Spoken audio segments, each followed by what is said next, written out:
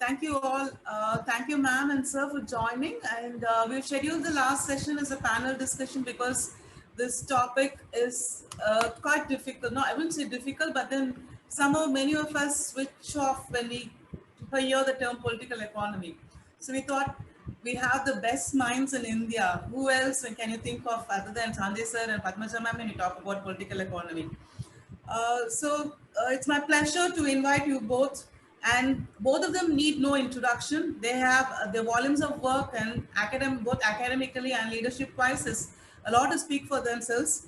And their CVs also, when I asked them, they just gave me a short series because I think we need more. We have long and long with unlimited achievements. We have pages and pages of CV, and when they sent, it was just short note of what they have achieved. I'm sure we all, without knowing both of them, we are not media scholars in India. That's what I would say. Uh, so before I go into the formal introduction, I would like to say it's Sanjay sir. I've been a student of Sanjay sir from my university days and in the 90s. And sir was a teacher then and he was all enthusiastic. Hope he'll tell stories about me. And Padmaja ma'am had the pleasure of meeting her in 2015 when we invited her for the conference and we stayed in touch. And recently I worked on a project with ma'am. It's a pleasure to have you, ma'am. So to formally introduce Sir, Sir has hold, Dr. Sanjay has been, uh, I mean, as we all know, he was the Vice Chancellor of the Central University of Tamil Nadu. There's a founding Vice Chancellor of the Central University of Thiruvarur. And right now, Sir is a Professor of Communication and Media Studies at the Manipal Institute of Communication. And Sir has been with the Manomaram Sundaram University as a professor and head for more than a decade and so. And he was the Pro Vice Chancellor then. And he has been with the IQACU of IQACU member and chaired many. I mean, Sir has been with the NIRF monitoring for data, and he has been with almost all the committees and TIS and I mean, it goes on and on. It'll be a list of academic credentials. And without further ado, I'll introduce ma'am a little bit and then we'll go ahead with the session. Padma ma'am studied journalism from Osmania University, Michigan State University, and Michigan State University, USA. She was trained as a television producer and she taught at the Department of Communication and Journalism, Osmania University, for 28 years. She was briefly at English and Foreign Languages University, and she was also the executive director of Mana TV and Educational TV Network with 5 channels under the combined Andhra Pradesh for 3 years. She has 2 tracks of interest. One is broadcast production and political economy of communication. She's produced educational TV programs and published in peer-reviewed international and academic journals. And she contributes occasionally to news portals like the News Minute, the Wire, and newspapers on contemporary issues like politics, education, and women. So, just I told you recently, she was on charge of a project in India on global media monitoring project on coverage of women's issues by the Network of Women in Media. And yeah, so we'll start off this session with a brief introduction on political economy. So what is political economy? Political economy is basically a scholarly field that studies a variety of issues located at the intersection of media studies, cultural studies, economics, and political science. Scholars who describe themselves as political economists of media study certain aspects of media industries and their practices, focusing primarily on media companies, the ownership patterns, the organizational structures, and business operations. These practices are shaped by the government laws, regulations, and other policies, and the impact of these business or the regulatory interrelationships not only on media content and media audiences, but also on society's politics and culture more broadly. To elaborate more on that, I'll be asking questions and both the panelists will be taking in the answers. And in between participants, you can also pitch in because we want to take this session slow because we just don't want it to go over your head. We can stop and take your questions, answer, and then we can move on to the next question. So first I would like to invite Sanjay sir.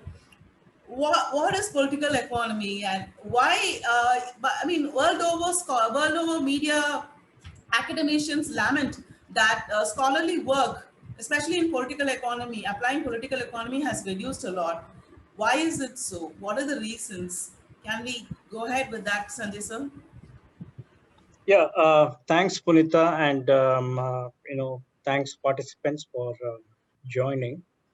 Um, it is not as if that political economy of the media or political economy of communication is a thing of the past. It is not, true that that is the situation. But what happens in communication and media studies normally is that there is a kind of a bandwagon slotting approach. I do feminist studies, I do cultural studies, I do media studies, etc. Now, these are slotted approaches which many people take. And very often in methodology classes, we are often asked to discuss the advantages. When students who have been through this process will all discuss the advantages and disadvantages of a particular research method. It's a stock question of 15 marks or 10 marks in any communication subject.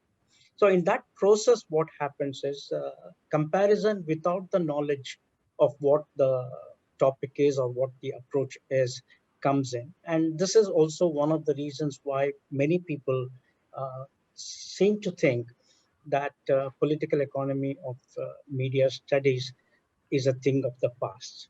What its implications are with regard to our present situation is something that is more important rather than the puritanical approach of political economy.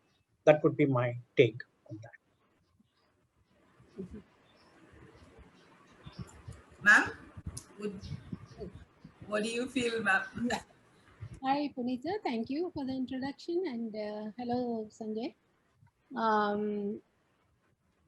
Essentially, political economy approach is about studies the relationship between individuals and society, and between markets and the state, and its roots are in moral philosophy.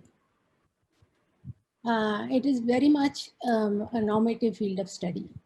It is, there is a particular approach from which political economy looks at things. Political economy existed as an independent area of study before, earlier, when suddenly, with the coming of Alfred Marshall and his book on principles of economics, there was a move towards specializations within social sciences. Economics, sociology, political science, all became specialized areas of study. And suddenly people got into silos, much like what Sanjay was trying to say. We got into silos of studying. One of the reasons why you get a feeling that within the media studies landscape, that you see less of it, I see two reasons. One of the reasons is, in India at least, the intake into journalism programs. Most of the time is a broad-based intake, and for political economy studies, very firm grounding in social sciences, economics, political science, or sociology. You need very strong grounding in broad social science education. So many students who come into our programs do not have that grounding. It's a huge effort for these children to actually get into something like this, because they have to pretty much start from scratch. Whereas any other kind of methodological approach, the positivist thing or other things, they can easily relate to and get into it. So one of the reasons I think the recent expansion that happened in journalism education, I don't know whether it's the same in Tamil Nadu. Instead of going upwards, we have also gone downwards. A lot of BA programs and integrated MA programs and so on. which began after 10+2. I have myself witnessed that many students who have tried for engineering and others and years of coaching for mathematics, physics, and chemistry suddenly actually come into as a, this somebody Navami, I think, should put off her. Participants, please mute yourselves. Mr. Anant Raman, please mute yourself. Navami also. Anyway, so what happens is that after 5-6 years of intensive coaching for either medical education or engineering, and when they don't make it there, the next best thing that they find, at least that's what is happening in our university, they come into journalism and with zero, almost no background in social sciences. So it's a major leap of imagination and also major physical and mental exercise to actually get your teeth into something like political economy, because it does require some strong grounding in social sciences, I feel. That's one of the reasons. And the third reason I would say about political economy studies being a little weak is the departments and the curricula themselves are very namby-pamby, and we blindly follow the Western frameworks that are already there. And we are not often, we don't encourage people to find, strike out on our own paths, find ways of studying our own institutional structures, our own problems, and actually contribute to something about what's going on around us. So a little bit of that is also there. So I don't see many journalism departments syllabi actually theoretically emphasizing this approach in many ways. There is some amount of push towards cultural studies and this kind of whole, excessive theorization and abstraction that happens constantly, because academia linked to this kind of thing, but not focusing on immediate practical important things that actually can make a difference when you tap into them. So these are the several observations that I had about this. Punita, adding to what Padmaja just now said, one is, of course, the categorization of what is journalism and mass communication. I think the approaches in some of the universities began with a positive note towards moving communication studies as a process, looking at it in a social context, and identifying media and communication as like any other structures which impact and affect people in many different ways. So therefore, the question of power relations, etc., were partially incorporated to some extent in some universities, Padmaja would agree, at least in the methodological approach where the power equations, representation, portrayal were kind of incorporated. We did adopt the basics of political economy. But she is right, journalism and mass communication is more interested in the effect and the professional dynamics rather than as a research track. And that, I think, needs to improve, definitely. It's not that something is dead or obsolete. No discipline, no subject is dead that way. It's a question of how do you apply it in what contemporary context. That is very important for academics, rather than dating disciplines or dating approaches and saying that this is gone, something else has come. We can't be chasing paradigms forever. So, could you Yes.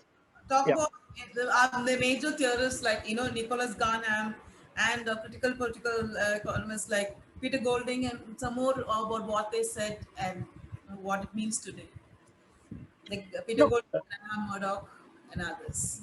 see, basically, political economy has some various kinds of roots in Puritan Marxist approaches.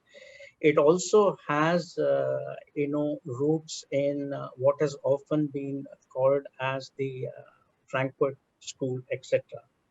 The question was there was a severe kind of a labor ownership conflict, particularly in the UK. And it incidentally also happened with regard to the printers workers union and their problem. That was the context in which the workers' perception and the ownership dynamics, what we call as the dialectics in the Marxian school, they adopted that and essentially located power, economic power, political power as a root cause of certain kinds of exploitation. Those kind of exploitation were not kind of, binary as probably in the Marxist, but they examined institutions. For example, Peter Golding and others much before them, there was a notion of what we call as the consciousness industry, which Charles Einsberger and Dallas Smythe, etc., have adopted.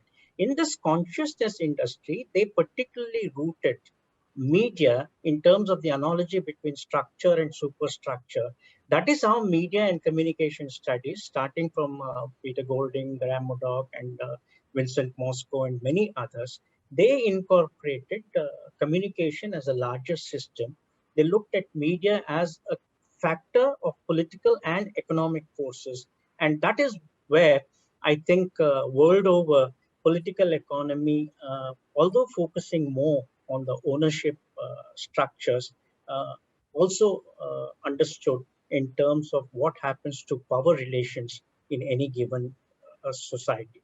And I think that is the tradition we have all been following for quite some time now. Ma'am?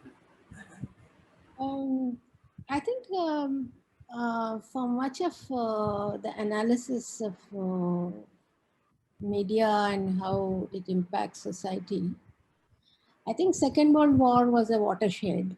Like the beginning of Frankfurt School, how the immigrants went to US.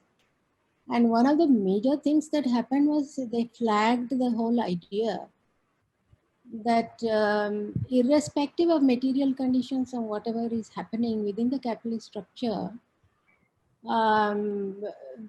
media are intervening very strongly and ideologically shaping individuals away from citizenship into consumerism. And that whole process has made, in those days, it was an abstraction, but actually we can see the physical reality and consequences of it even within our within our media structures now after liberalization and how private media have come in. And when the importance of public broadcasting or state-run broadcasting reduced, how the corporate media can actually take over the minds and the consciousness of individuals.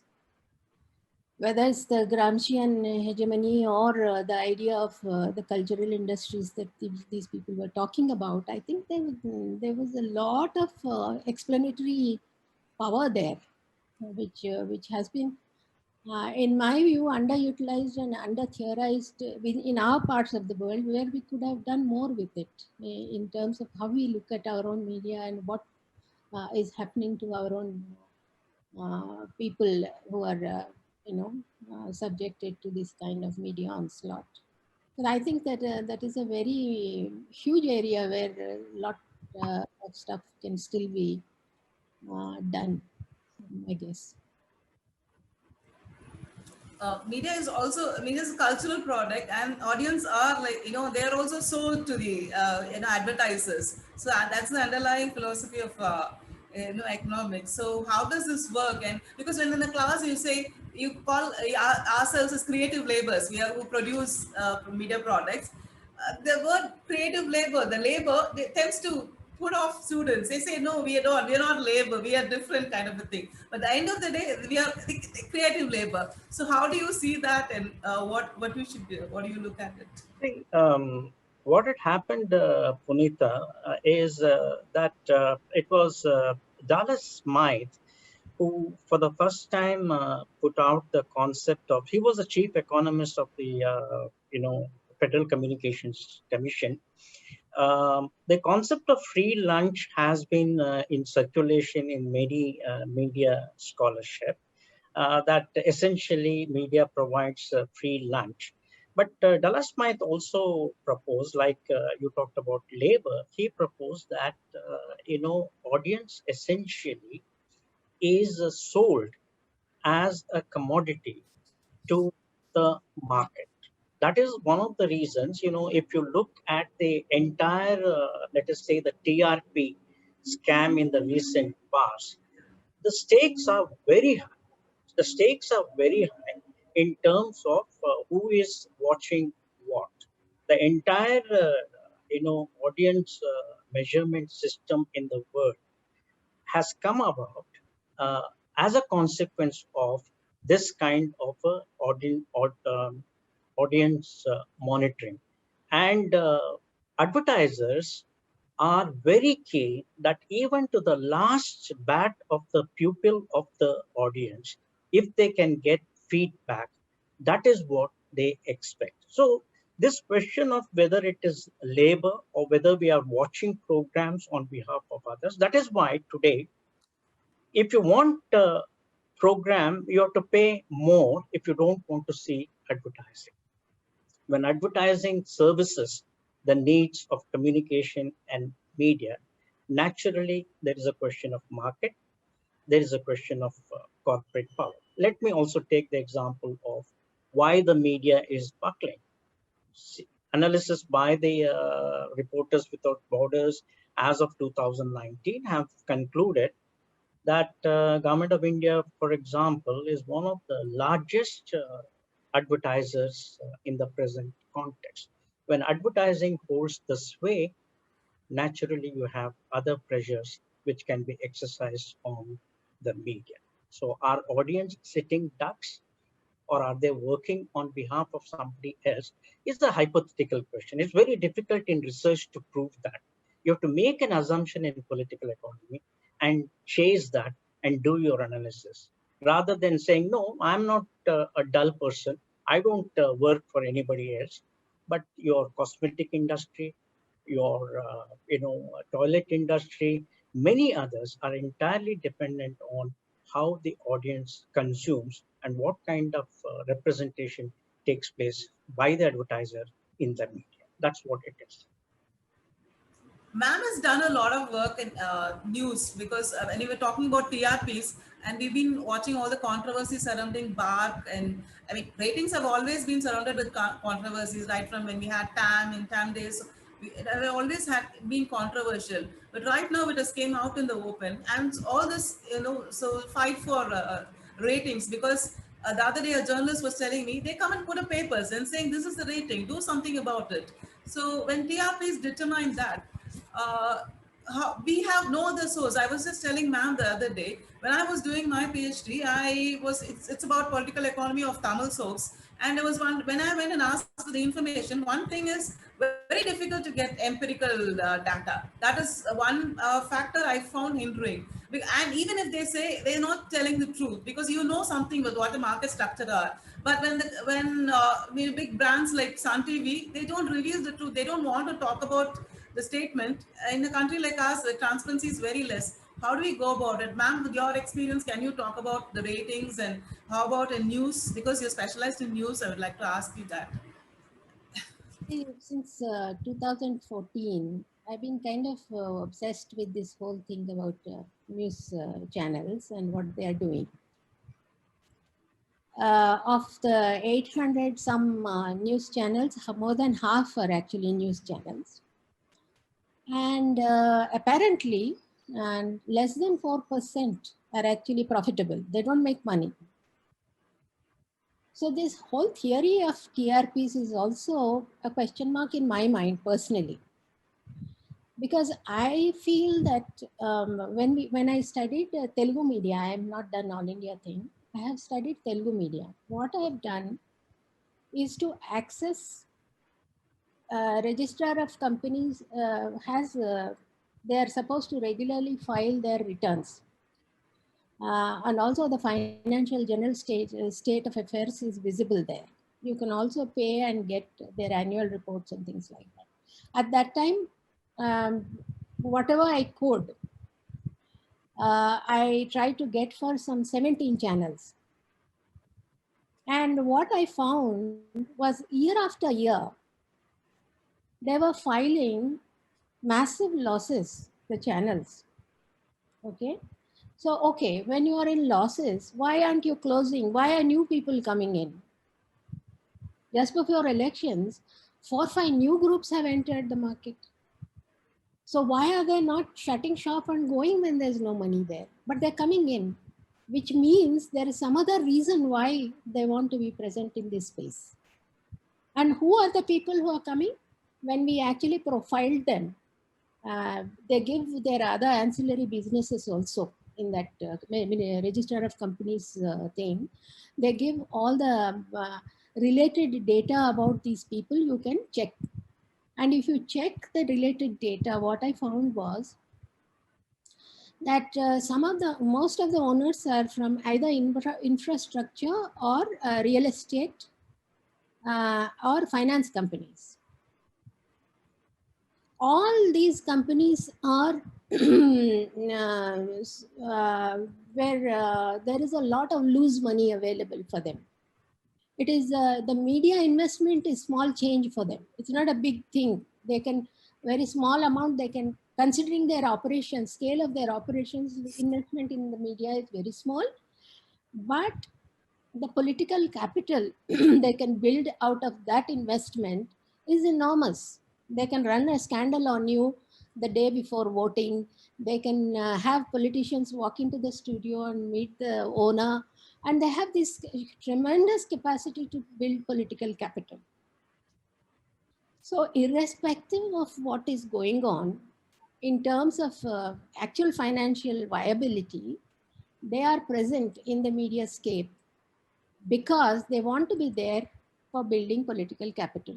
That is precisely what they are doing in, especially in news channels. I don't know about the entertainment channels because I haven't studied them. So in the news space, this has been happening quite clearly.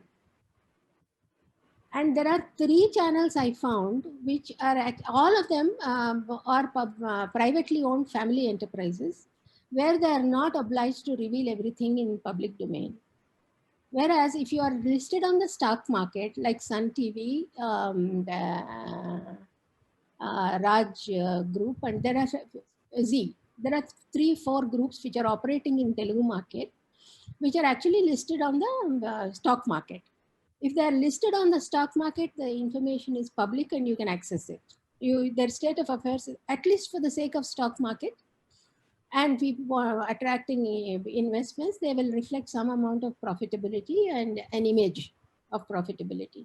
Whereas those who are privately owned family enterprises, they don't have to do any of it. And they are generally, one of the things that I found in this study was there are 2 factors or other factors that are operating. One is caste, belonging to dominant caste. The other is direct linkages to political parties. Either a family member operates the channel, or a party person is in charge of the channel. But there is a very direct commitment to, and sometimes openly declared commitment to, a particular political party. So the caste and the politics are out there operating. I think Tamil Nadu probably is of a similar kind, my guess, though I have not studied that market. But there are these factors that are operating, and it is a highly political activity that the channels are doing, the news channels. And I'm not very sure about TRPs and other things. A channel which is lying low can suddenly come into prominence by running one scandal uh, just before an election or something. It can be just all over the place, you know. So they just want to be there in that space, operating regularly, doing things, and also building political capital and trying to do. And they get their resources are from elsewhere, not from earnings made from actual television operations. They're investing. It is an investment into politics. That's my understanding from what I looked at, because you're hundreds and thousands of crores you are owing banks, and you are in debt, and you're showing losses year after year, And still, and you're there for 7 8 years. You're taking it. Who is absorbing all that, and what is actually the mechanics of this is an intriguing question for me. I've been trying to figure that one out. Sometimes, of course, some people are so desperate they'll sell and leave. That is also happening, a few. But the major players are major players. They have been doing it, and they do it this way. Yeah, Padmaja, I mean, I think the reason why they are there also has come out quite effectively in the, TRI report, which also incidentally makes a very academic reference to the Habermasian concept of public sphere, Yeah, where yeah. they're very clear that, as you said, that from panwalas to real estate owners, this has happened even in entertainment industry. I mean, the whole Yeah, media I was dynamics. not asserting because I Yeah, didn't. yeah, yeah. What I'm trying to say is that the political clout that they enjoy, or they wish to enjoy, is no doubt one of the factors in their coming into the news business. But I wanted to be on a larger point, Punita. It's a question, not many a time that we look at content in political economy discourse. Will carriage and content are both equally important in the case of political economy studies. The reason is that for example, if you look at the relationship between telecommunications and media post liberalization in India, from about 10 companies in the telecom, today you're looking at a duopoly situation. You're looking at only two major. Now, why do I bring telecommunication? It's not for the fancy interest of my liking, but telecommunication has a large component of providing the basis, including for your OTT platform and many other things. So the question will be the valuation, the price that you pay for content, etc. And if you notice the subscription revenue, which is again a political economic question, the DTH, as Padmaja pointed out, the money is not necessarily coming from advertising. The money is coming from what is called the subscription revenue. If you look at the past 5 years, the subscription revenue in relation to the ad revenue has significantly increased across media sectors. And subscription revenue will only come if you have a large halla gulla kind of a following. That is why the screaming and shouting takes place, so that you at least subscribe to those channels, whether you like it or not, whether you watch it or not. So this kind of a convergence of technology, convergence of content, convergence of interest is equally important when you do study of political economy of either media or communication as a discipline.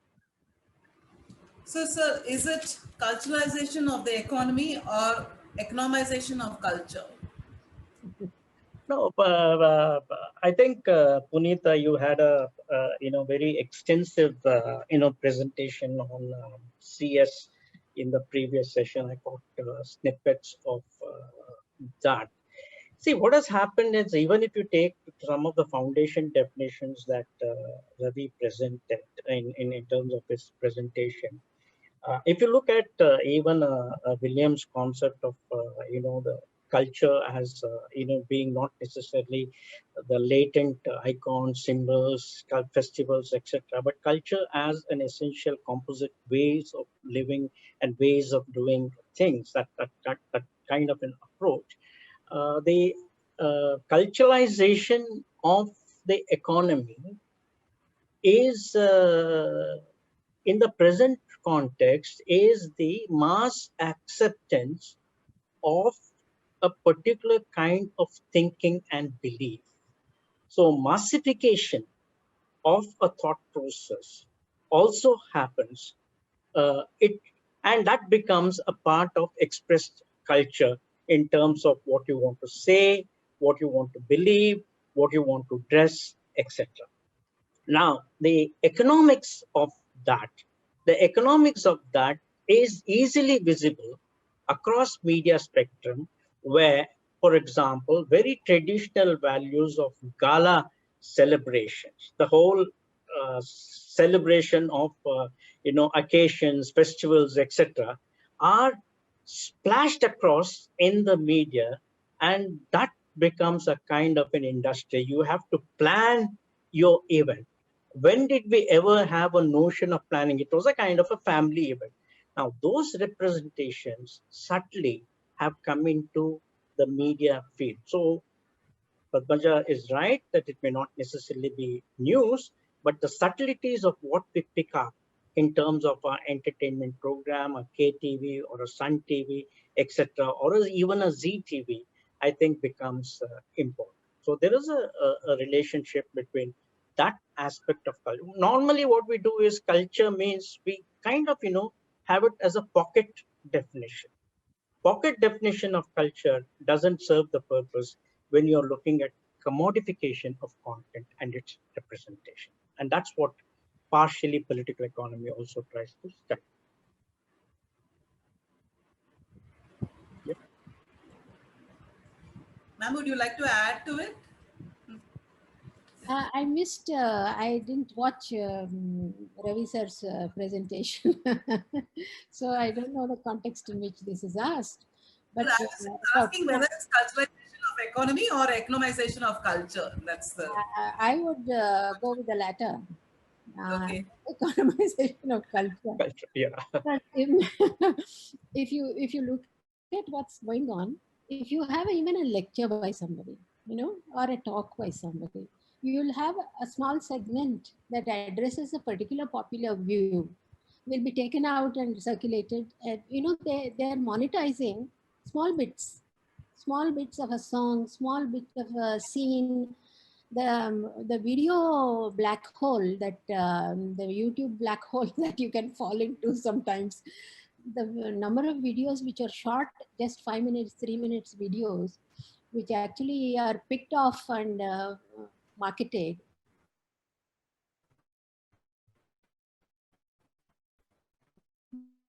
Have millions of viewers. Then segment, something small that is picked off from somewhere, and it circulates and takes off. And there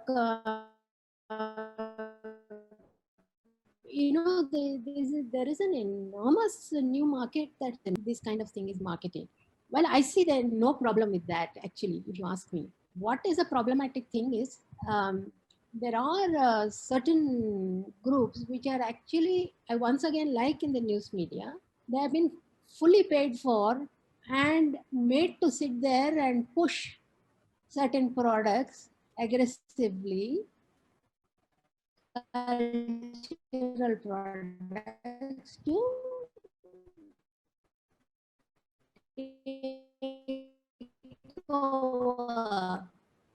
public news. It is a deliberate kind of project. I don't see much of a problem with this organic sharing of culture, organic thing of some youngster making something and suddenly becoming a big hit, because they're actually creative and interesting and something really nice has happened, which is fine. And that is part of our hope for democratization of the media. That when the internet came, we were all celebrating this democratization. Why should it be confined to some elite groups who can dictate to us? So that is a wonderful thing that happens. I have no issues with that. What is a problematic thing which we need to also, which is often flagged actually, and also very badly debated, is this whole thing of weaponizing culture and weaponizing culture for political purposes, and weaponizing fake information for a political thing. And it, once again, there it does not depend on money or subscriptions or audience appreciation. They have their own people who will share and reshare and give it traction as a project. There are enough people who are sitting there and actually giving it traction and making it visible in public domains. And there it is a problem. That kind of thing is a problem. Once again, just as in the news media, where you're not dependent actually on the public support, but you are actually formed your own platform of generating traction and generating a certain buzz about something. So I think that is a very serious problem for the political environment. It's not dependent on the economics of it because somebody is financing it. Whereas the natural organic thing of cultural appreciation and monetization of culture is in fact, I would welcome it. I would think it's a wonderful thing that's happening because a lot of unknown people have become internet stars and fantastic talent is out there. We know that. Great youngsters are doing comedy shows, youngsters are doing music. Suddenly people are coming up with literature, all kinds of wonderful things are happening on the net. But this underbelly of it is also there, which is actually the problematic thing, part of it, I would say. And it is not necessarily uh, playing by the rules, let's say, of the market. So you've been involved in many important policy decisions vis-a-vis, I mean, telecommunication we are talking about. So what is the role of policy and, and media market basically in determining what we watch or how the whole industry operates? To what extent it is? Can you give us a brief about that? You're asking me or Padmaja? Yes, sir. You, sir. You were serving side from side to all. No, you see, my approach, actually was to look at technology in the larger context of the macro political economy. It derived its strength, of course, from classical notions of geopolitics and geo studies. We were all fascinated by the world order and other kinds of debates. So essentially, the situation was to look at technology from both within the context of where it is developed and technology from the context of where it is going to deploy. So I particularly looked at communication satellites. For example, the whole agenda of TV for development is not necessarily a kind of an empirical study of a few agriculture farms, etc., which may be true, the Rogers kind of a thing. But if you look at the larger political project of a Stanford, Berkeley, or Ford Foundation or any other foundation, they had a definite deep-rooted interest in how can a communication satellite be promoted? How can telecommunications be promoted? Now, a country like India will not accept telecommunication if the scholarship suggests that it is going to be for entertainment purposes. Even the Nehruvian thinking did not accept that. So they necessarily had to foreground the whole notion of information transmission and the role of media. Of course, there's a large body of literature which is available, and all of you and youngsters are familiar with that. I don't have to repeat that. So that was one aspect of my study in terms of trying to understand how was a communication satellite uh, promoted for the use in a big country like India, and including Brazil and Mexico and other countries. Now, in terms of telecommunications and foreign policies, you have had a lot of debates beginning with the 2G and 3G. And, governments and political parties have paid a lot of price in terms of, the telecommunication policies. This also happens in the defense industry. So many foreign governments, which are experts in telecommunication equipment, processing industry, etc. For example, even in the recent conflict or whatever we call it with China, you would notice that one of the major policy decisions that was taken was with regard to the 5G and the telecommunications equipment. Second was with regard to the platforms. They put a kind of a lid on that. So when US comes shopping, it also comes shopping for certain kinds of equipments and services. Fortunately or unfortunately for our discipline, many of them have communication or media as the hub of promoting that. And that's what it is.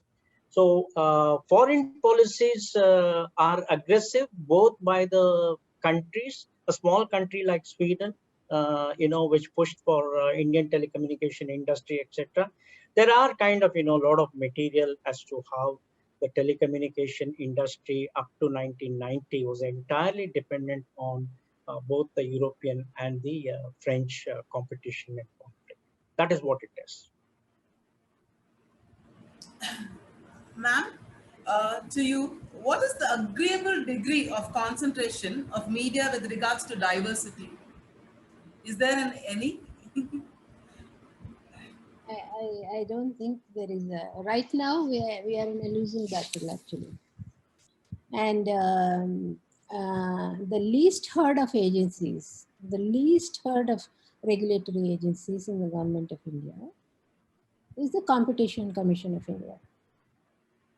There are serious fraud investigations and other things about major players of media industry sitting with the government and the Commission of India, when there is a monopoly forming right in front of it in the acquisitions and mergers that have taken place, has not risen its little finger to in any way even question, never mind stop. They have not even made it a matter of debate. So I think there is a deliberate opening up and letting it go. Let the monopolies happen, let the duopoly or whatever, they're just looking at a bunch of oligarchs running the whole show. And it's going to happen with data as well. There is a massive effort to capture, and also Indian companies fighting with the foreign companies for jostling for space. So there is the regulatory, see, one of the things that we call ourselves underdeveloped, I think we should call ourselves underdeveloped, is that we are institutionally totally weak. Whether it's the Supreme Court, whether it's the major institutional regulators, there have been such pushovers when it comes to major decisions of this kind of the market. One doesn't know whether it is actually corruption or lack of courage or what else, we don't know. So there are massive silences, as Vibhor Parthasarathi calls it, strategic silences from the government about certain critical issues. There is a strategic silence. They will not speak about those issues and let things happen. And whether it's 5G or data or many of the things that are happening, the amount of debate elsewhere in the world about these technologies and how they should be deployed and what should be the regulatory framework is not happening in India. It's a very limited kind of only esoteric few, very few knowledgeable people are talking about it, and the whole thing is confined to a coterie of people who will make these decisions. Or the last time we saw some activism to stop certain things from happening was that free basic thing about Facebook. That was a popular movement everybody did, but they broke through that in other ways. Whatever they were attempting has happened in other ways, actually. That access to people has happened in a very different way, but the last time we saw activism of that nature was that is several years ago. But this information is not in public domain, partly because the institutional structures are not addressing and flagging them. Earlier, when we had MRTP law and other things, or when something went to court, there used to be a good, robust debate on media about these things. Things may have moved slowly, but there used to be a robust debate with public interest as the central focal point of the whole thing, the fulcrum of that. Now, public interest is a marginal issue. It's not an issue. Corporate profit is the primary issue. And everybody is falling backwards in order to facilitate the corporate interests and actually facilitate the takeovers of what's happening.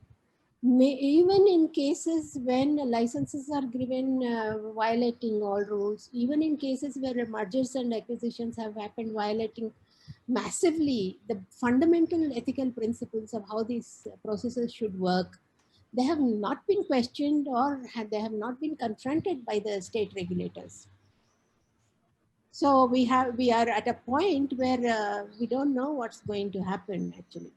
Uh, this is the political transformation that's happening is actually sometimes a consequence of some of these things falling into place in the way they are. The economic interests, the way they are capturing the spaces.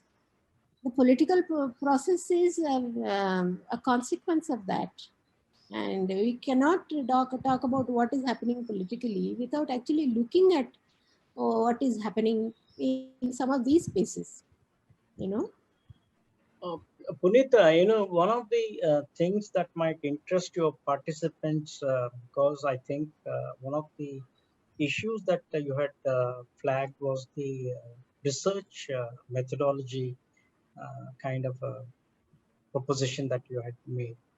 Um, very often you also ask the question, is it dying or obsolete or anything like that? I would kind of, of course, given Padmaja's caution as to whether journalism and mass communication departments are adequately equipped to deal with the spectrum of social sciences that is needed, I would still be hopeful in terms of asking the students to take up small research methodological approaches by focusing on two focal points of inquiry. One is the politics, the notion of power. How, whether in a democracy or not a democracy, how does the capturing of the power takes place in terms of the mandates, etc. Second one is the economic structures that facilitate the politicians to reach out or to make a point. So small scale studies, even at their own block level or at the level of their district, can really look at the whole question of the power equations, which kind of content is coming, what kind of representation is taking place, how does suddenly a kind of a non-heard of person comes into the limelight, how is the kind of media news debate, etc., what happens to journalism ethics, etc. These kind of inquiries can, minus the theory is important, no doubt, but if somebody feels that the theory is more overbearing than the question you wish to ask, I would start with the question that you are more concerned with and then look for help through your supervisors or through literature for the literature. So I still negotiating power, negotiating politics, negotiating economic structures is still possible at various levels. And that could be even be done at a master's dissertation, a case study, or even expanded to a PhD topic. I would not lose hope on that kind of a query coming from youngsters. That would be my advice. Uh, I think we are running ahead. I mean, so it's 6:45. So one last question, and then we wind up. And if participants have a question, please be ready. You can ask our panelists. Can we put it? Political economy approach is the need of the hour. You asking me? Both of you Yeah, can. I mean, Padmaja can answer that, but of course, I would say that it is definitely the need of the hour because whatever you call as globalization, whatever you call as kind of, a certain degree of uniformity, etc., that is coming in through all structures of communication. I personally feel it's a need of the hour in terms of interrogating what you get, what you consume, and that might require a different kind of a approach, which might be document search, as Padmaja pointed out, even a registrar of company. Why even a registrar of company? Even the local district office might have lot of records pertaining to the local journalist. Is he a badge carrying journalist, etc. So it's not necessarily that you go in these days of explicit information. Certain kinds of information are available. My advice is asking the document the right question. Chanda committee has been there for 40, 50 years. But Padmaja, me, or anybody else would be going back to Chanda committee and ask a different question every time we read the document. I think that is where people get fatigued and feel, oh my goodness, this is nothing but theory. I would not, be content with that. I would go to the document, ask the question, and from the document, examine the institution. From the institution, examine the individuals, and then see the political and economic linkages. That would be my advice. Padmasha. One of the things, basic things is about political economy. Actually, two of the basic things about political economy are history and moral philosophy. It is really, to put it simply, asking what is the kind of world we want to shape for ourselves. It may not be possible, but we are asking that question. In terms of human endeavor, what is it that we want as a future for ourselves? And then within that moral framework, what has history taught us? When we look back, there are certain things that have happened which are the cause for where we are. We are here today because of the certain things that have happened in our background. So unless we take lessons from both these things, unless we are guided by both these basic frameworks, we probably won't ask the right questions and won't be able to go forward in a what shall I say, in a fruitful manner, which is actually beneficial to the world. One of the things why journalism departments and communication departments are marginal to the media debates today is we are trapped in certain types of work, looking at content, looking at representation, looking at this and looking at that. You're not actually talking about the real things that are actually shaping our media industry, and how, as people who are users of this, as citizens who are users of this media, what say can we have in this process in a democracy? I think unless we shift the focus of media study to the constitutional framework, the democratic politics that we want, and how we go forward with this, unless those things are guide us, I don't think we will be relevant as communication departments, because what we do doesn't seem to make any difference to anybody's life in media. And sometimes the most of the research is actually coming from social scientists or people who are in the commercial circuit already, trying to consultants and others who are actually doing the right thing by the industry. Yes. Serving the industry interests, and we are not intervening very effectively in this process. And I think media's departments have a very good role. Actually, you can chisel that role through our intellectual thing to intervene in these processes. I feel, I have hope that if somebody takes it up seriously, something like this can come of it. Thank you, ma'am. Thank you for ending on a hopeful note, ma'am. Participants, do you have any questions?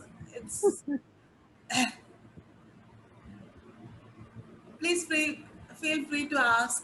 There are already some in the Chat box is there. chat box. Yeah. One is on the guidelines with regard to the OTT, which was framed. I mean, this is a classical case of how political processes intervene in the regulation of content. If you look at the minute provisions of the new guidelines, it talks about who can do what. It talks about who cannot be a journalist in the country. It talks about regulation of OTT content, both for its kind of content, as in people say about the violence, etc. But more than that, the as somebody said recently, it is the 20% OTT content that seems to be asking some difficult questions. So the new guidelines I think, is a classical document in terms of the political approach as to how power can get involved in terms of a new regulations. If you look at regulation clause by clause, I think that is very revealing in the OTT guidelines. That is what I would say, that it's a good case for negotiating it as a political document rather than as a regulatory document. That was one question. I think there was a question on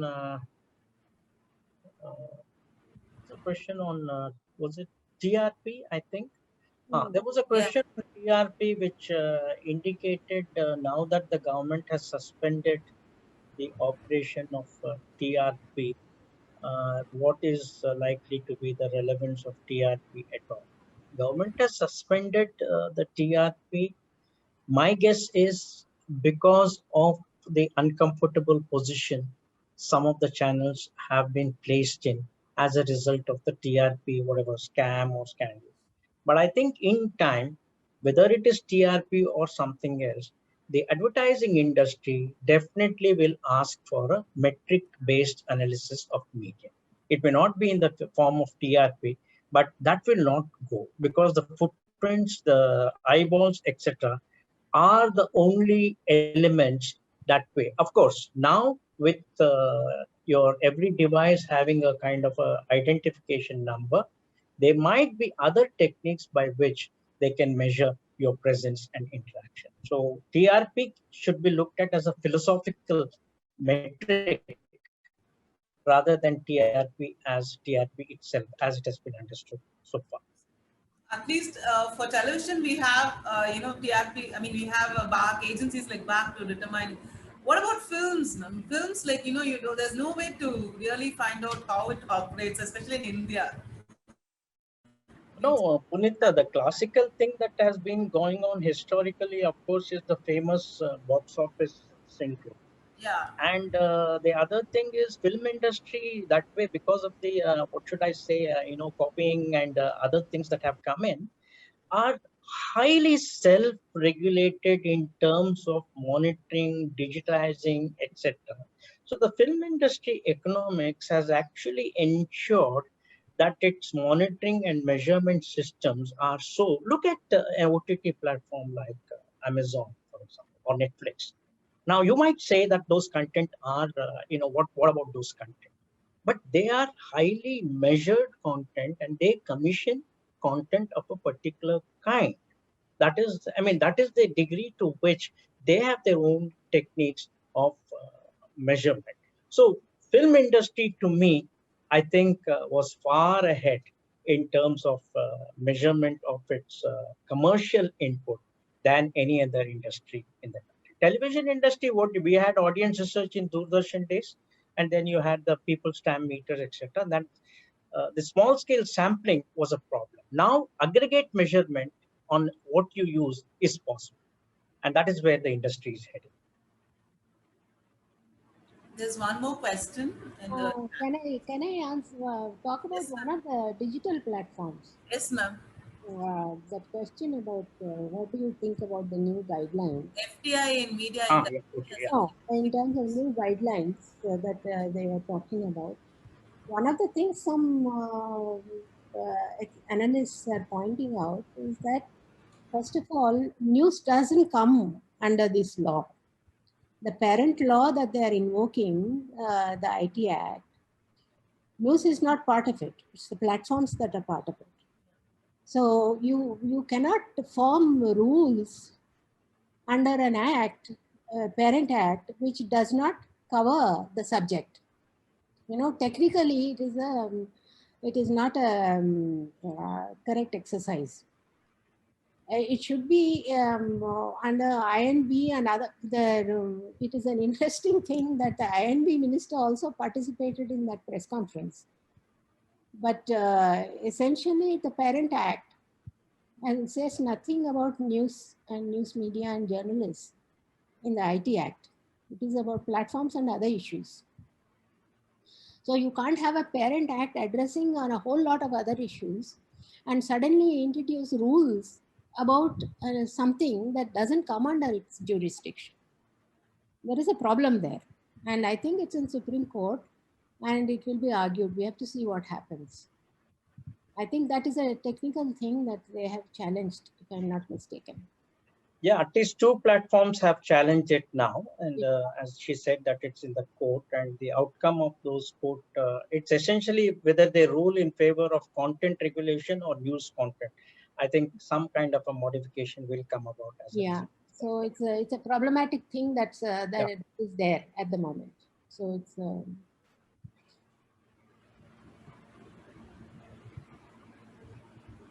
yes. Punita, they have said, why is it under the INB? I think Padmaja has answered it, because INB is the nodal ministry for all communications with media as the face of it. No other ministry, including Ministry of Communications can regulate the pricing and the access. yeah. But as far as the content is concerned, in India, as of now, Ministry of INB is the only nodal agency. And that is why tactically, it is the INB which has issued the guidelines, invoking the IT